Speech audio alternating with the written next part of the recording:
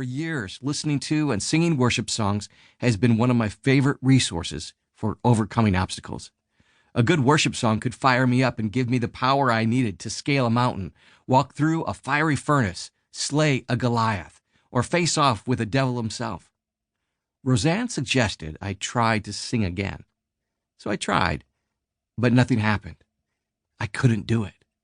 My spiritual laryngitis would continue for months to come. I also lost my ability to connect with friends and family. For decades, we had hosted weekly dinners in our home for neighbors and other guests. I'd actually written books about it, and the New York Times once did a front-page article on our table experience. Roseanne prepared the food, and I facilitated the conversation. I loved these gatherings and always looked forward to them. But now, as everyone sat around our table laughing and talking, I felt wordless and empty. My funk was literally changing the culture we'd worked so hard to build in our neighborhood and home. I was starting to pull my family and friends down with me into my pit, which only intensified my pain and feelings of powerlessness. Speaking of food, I lost my appetite for it.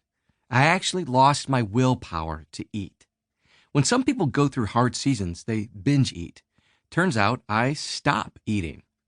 Roseanne tried to entice me back to food by making some of my favorite dishes, but I wasn't biting. Another item on my lost list was my drive and desire to succeed. Since the age of 14, I had valued productivity and achievement.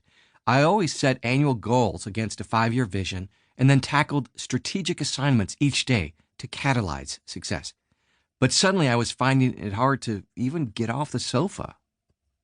About 2 months into this new normal, Roseanne approached me looking concerned. "Randy," she said, "if you keep this up, it's going to ruin us financially."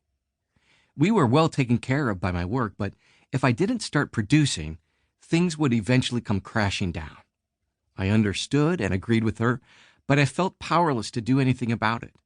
I was trapped in a deep valley of despair and saw no way out.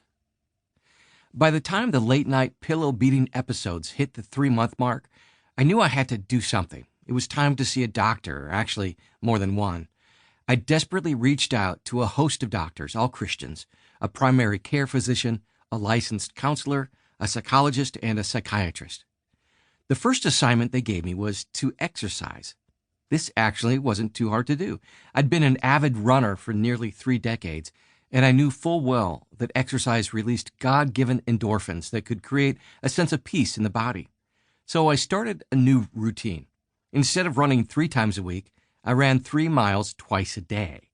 As I ran, I begged God to heal me.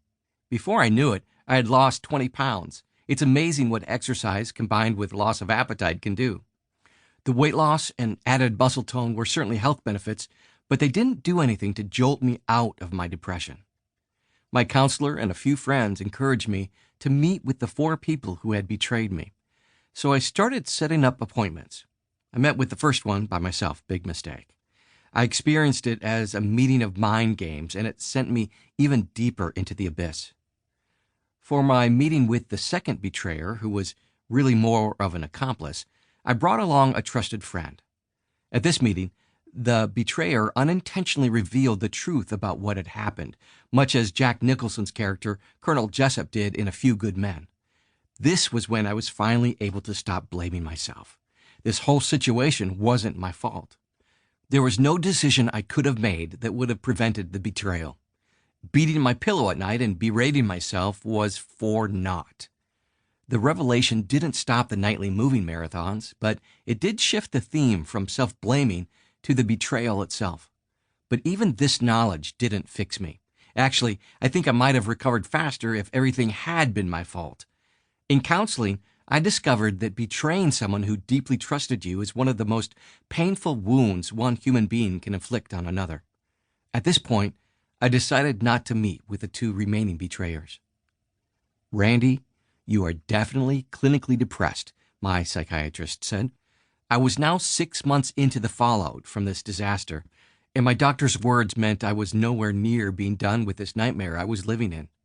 She prescribed stronger medicines, meds I knew were highly addictive. Once I started taking them, I couldn't just decide.